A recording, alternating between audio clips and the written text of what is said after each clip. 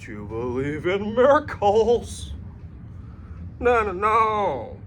You sexy thing, you sexy thing. Don, don, don, don, don, don. Don, don, don, don, don, don. What's good? My name is Sumit Chatterjee from the Flow Zone Academy. I'm a flow state specialist here to talk to you guys today about miracles. First and foremost, if you're on this channel, you are a miracle because 7 billion people, right, on the planet, you're watching this video out of all of them. I would say that's a miracle. In terms of just, probability wise, other people have came and they have left and they have not watched this video. You are here for a particular reason. And the acknowledgement of that, if we can just acknowledge that and be like, yo, that's actually pretty wild that I'm watching this video now. And out of all the other fucking YouTube videos that ever exist, right? Like on the planet, I'm here now watching this particular one. Let's acknowledge that, first of all, as a miracle. Because I've been watching this show, man, with Morgan Freeman, okay? One man, one desire. That Morgan Freeman. So Morgan Freeman has this incredible show. It's called The Story of God. It's on National Geographic, right? I don't know if some of you guys have seen this, but it's free on YouTube, some of the episodes, so definitely go check it out. I was primarily watching the episode on miracles, and he said, in order to see the miracle, you have to be the miracle. It's so interesting because he's going to all these different places and exploring different cultures, right? First of all, he explores Judaism, where they explain Passover.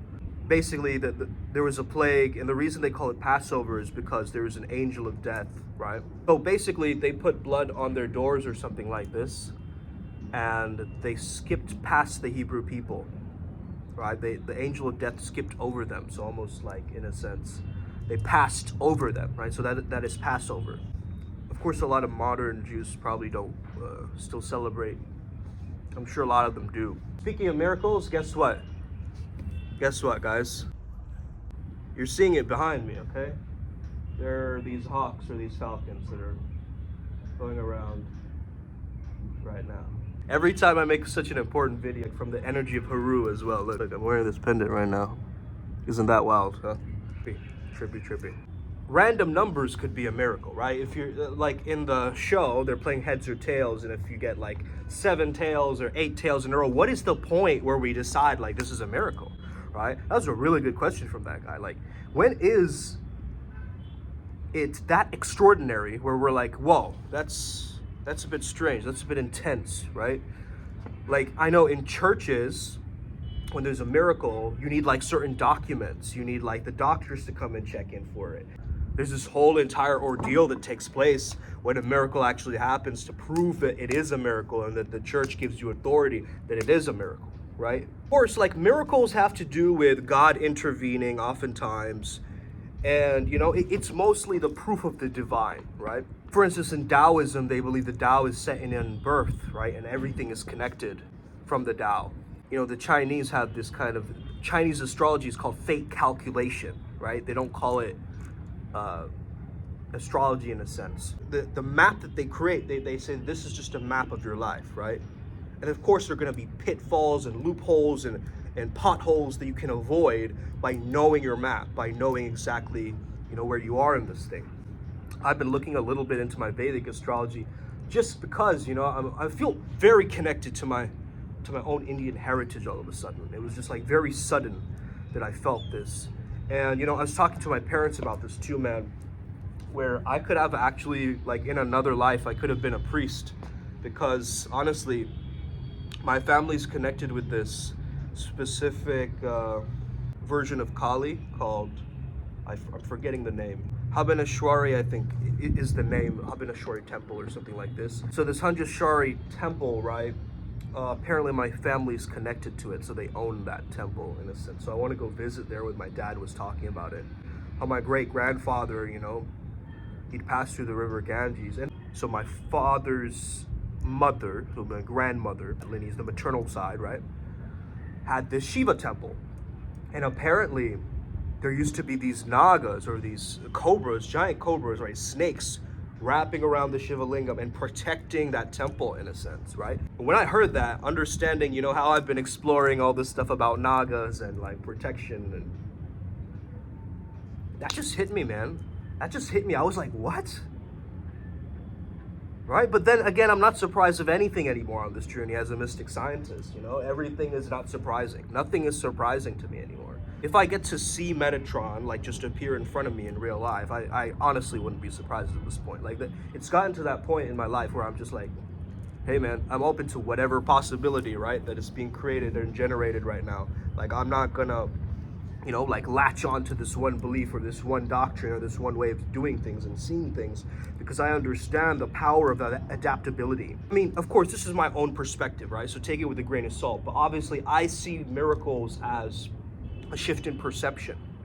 Okay, shout out to Miracle J, who's associated with IMC Nation. I mean, his process of him realizing that he is a miracle was a nickname that he received from my mentor AZD, right? But also understanding the fact that he's been through that moment of trauma, of pain, of realizing that, man, I can't walk. The doctors are telling me that I can't walk anymore.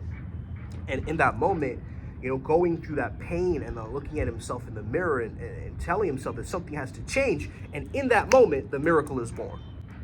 You guys get what I'm saying? Like that shift in perception where you go, wait a minute, no, actually I do have hope. Actually, I am going to take a change.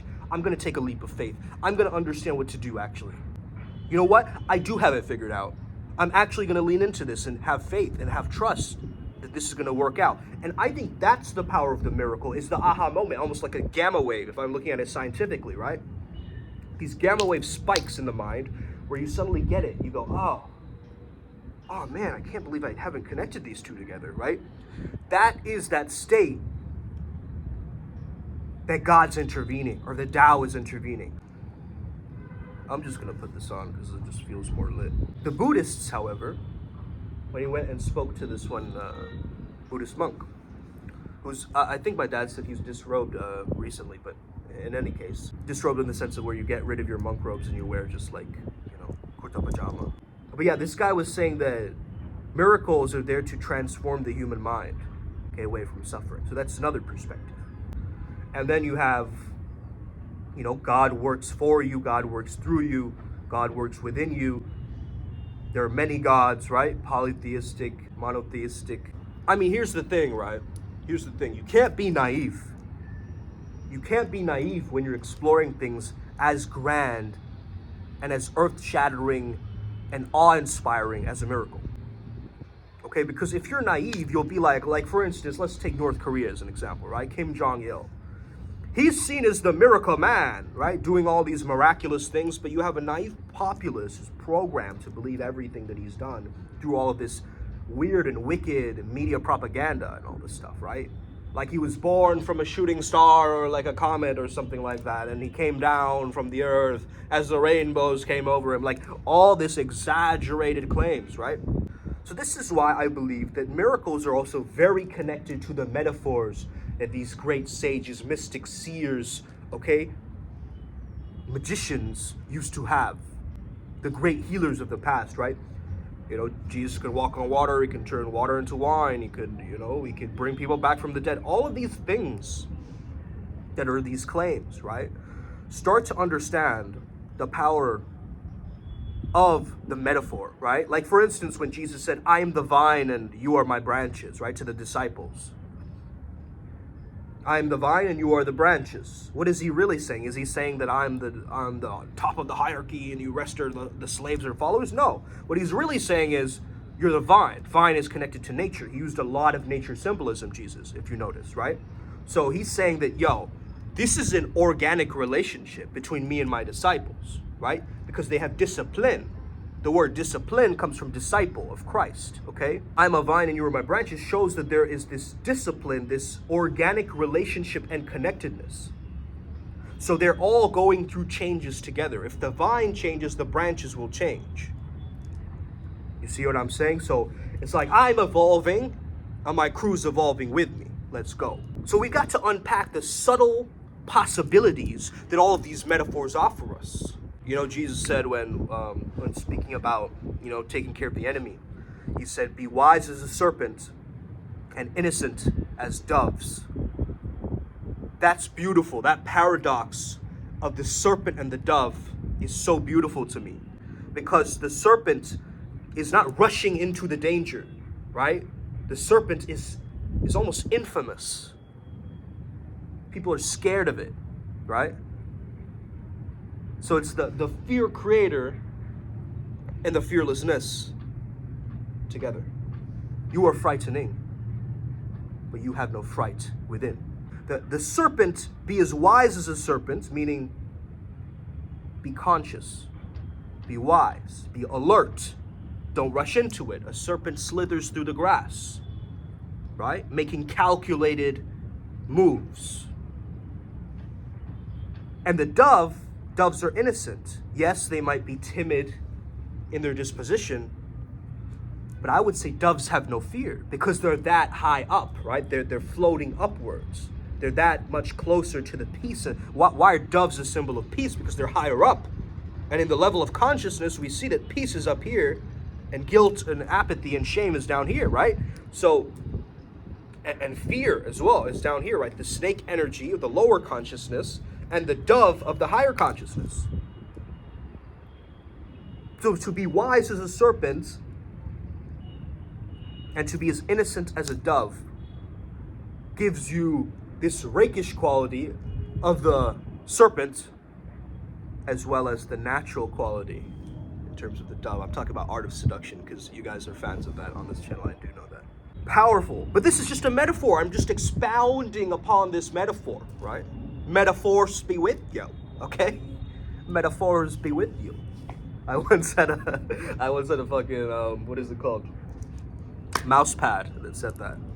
But yeah, guys, what is your perspective of miracles? How have you experienced something random happening? Like in that show, there's a guy who survived, like, I think it was like a 42-story building, like falling from 42 stories. He was a window cleaner and like the whole thing like freaking crashed from 42 stories. Like that, bro. And he was with his brother and his brother died, but he survived. Like that's wild to me, bro. That is actually like a strange incident, an occurrence. Because even doctors would tell him like, bro, you're an actual miracle. Like this is not possible that you're here right now. But what is possible is we start to change our mindset around things. We shift our perception. We invite the miracles in. We say to the world that miracles, I'm summoning you right now. You're allowed into my life. I'm going to be open to surprises. I'm going to be open to weird synchronicities happening, you know? That's why I've lost my sense of like, oh no, right? Like that feeling of excitement.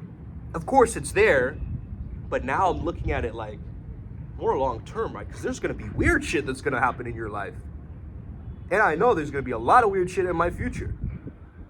Okay? Yes, there's going to be pain, there's going to be turmoil, there's going to be love, there's going to be heartbreak, there's going to be power, there's going to be bliss, there's going to be enchantment, there's going to be connection. But amongst that, I am Tao, I am flow, God is within me, right here. Like this is my own belief, obviously, right? Because I grew up in this sense of Hinduism, polytheism, right? And then again, exploring these different religions of monotheism and you know, Judaism and Christianity and, you know, Buddhism and Islam and exploring all these different schools of thought, different walks of life, all believing in the power of miracles.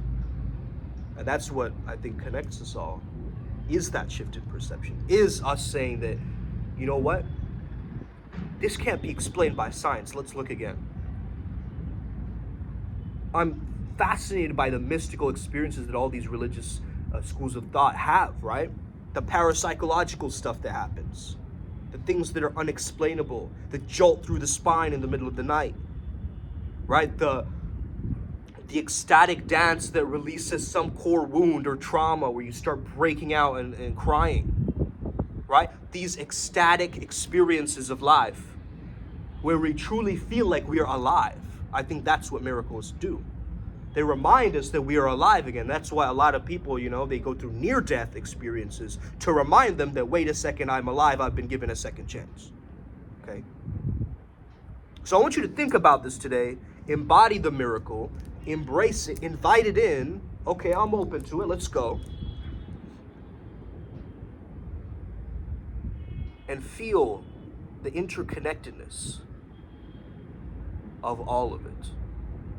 Feel the flow state emanating from you and to the rest of the people that you interact with. Let's get it. Upward Spiral Gang, may we never be the same again.